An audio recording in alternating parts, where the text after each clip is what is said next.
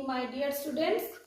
आप सबका मेरे क्लास सिलेबस गाइडेंस में स्वागत है। आज हमारा टॉपिक है होन्स रूल, जिसे होन्स रूल ऑफ मैक्सिमम मल्टीप्लिसिटी भी कहते हैं। तो चलिए हम शुरू करते हैं होन्स रूल के बारे में बताना। होन्स रूल ऑफ मैक्सिमम मल्टीप्लिसिटी, दोनों का आंसर सेम है। आप चाहे ये पूछे चाहे वो पूछे, दोनों को आपको एक ही रिप्लाई जवाब देना है। तो सबसे पहले हम शुरू करते हैं इसका डेफिनेशन से। इसका परिभाषा क्या है? किसी परमाणु कक्षक में इलेक्ट्रॉनों का युग्मन पेयरिंग तब तक नहीं होता जब तक ना किसी उपकोष के सभी कक्षक में एक एक इलेक्ट्रॉन भर जाए। तो ये डेफिनेशन को मैं आपको एक्सप्लेन कर रही हूँ कि कैसे होगा। परमाणु का कक्षक क्या है? हम जानते हैं एस पी डी एफ, ये होता है कक्षक, है ना। तो ये जो कक्षक है उस कक्षक में भी S जो होता है उसमें एक ही होता है, लेकिन P जो है, P जो उपकोष है या P जो कक्षक है उसको 3 हिस्सों में बांटा गया है, Px, Py, Pz।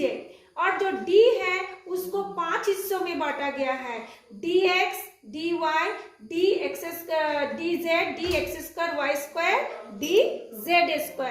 इसी तरह से जो F उपकोष है उसको 7 हिस्सों में बांटा गया है। खैर, हम अभी इसको देखते हैं कि हम बोले हैं जैसे कि S एक है, S क्या है? ये सिंगल है ना। तो सिंगल मतलब इसमें क्या है? एक इलेक्ट्रॉन ऐसे होगा, दूसरा इलेक्ट्रॉन ऐसे होगा।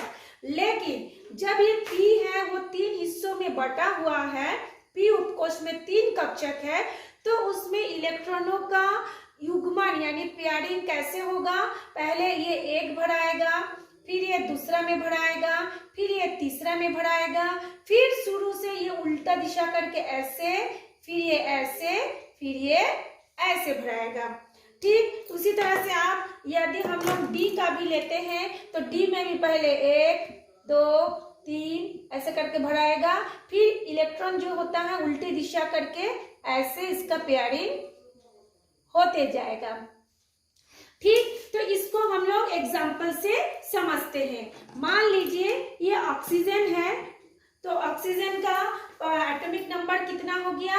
8। तो हम लोग 8 का इलेक्ट्रॉनिक कॉन्फ़िगरेशन देखेंगे। इलेक्ट्रॉनिक कॉन्फ़िगरेशन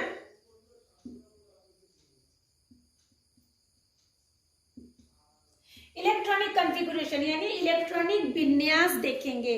तो मैंने आपको अफबाव के प्रिंसिपल में बताया था कि इलेक्ट्रॉनों का विन्यास कैसे होगा। उसमें आप देखेंगे तो पता चलेगा इलेक्ट्रॉनों का विन्यास कैसे होगा। जैसे 8 है, 1s2 2s2 2p4 यानी 2 + 2 4, 4 + 4 ये 8 हो गया। अब हम लोग इसको इलेक्ट्रॉनों को भरेंगे, कक्षक में हम लोग इलेक्ट्रॉनों को क्या करेंगे? भरते जाएंगे। S में कितना होता है? 2। तो देखिए हम लोग यहाँ पे 2 भरते हैं, ये 1 और 1 2।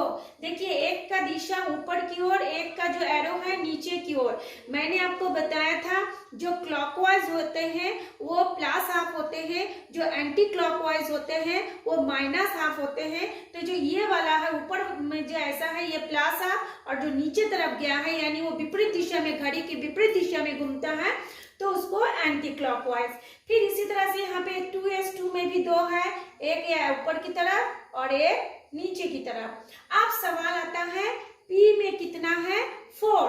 अब हम देख रहे हैं P उपकोष में कक्षक कितना है? 3, Px, Py, Pz। लेकिन इसको हमको भरना कितना है? 4। तो हम लोग पहले एक एक करके भरेंगे। Px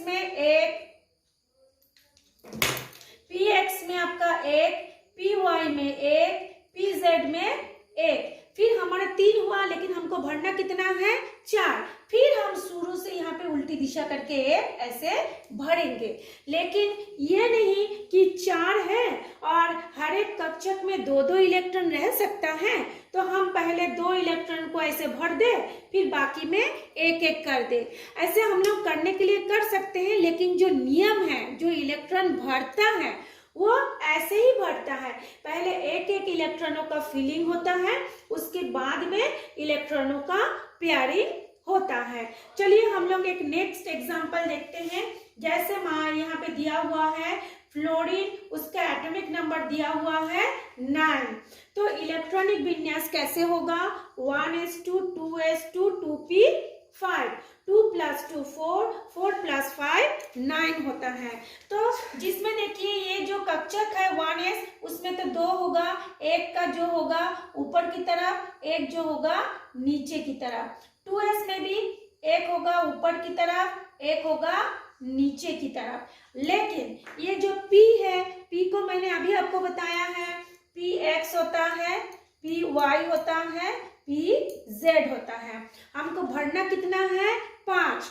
तो पहले हम लोग एक एक करके भरते जाएंगे, 1 2 3, फिर हम घूम के उल्टी दिशा करके ये 4, ये हो गया 5। यदि हमारे पास 6 होता तो यहाँ पे 6 भरते, और ज्यादा होता तो उसके आगे हम लोग और कक्षक होता उसमें भरते।